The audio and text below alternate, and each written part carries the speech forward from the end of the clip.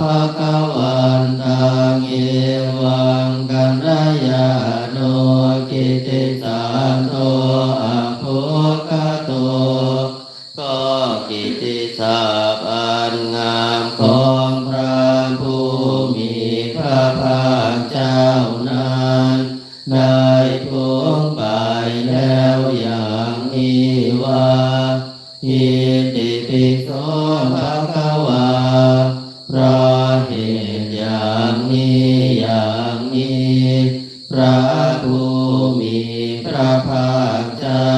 นั้นอรหังเป็นผู้ไกลจากกิเลสสัมมาสัมพุทโธ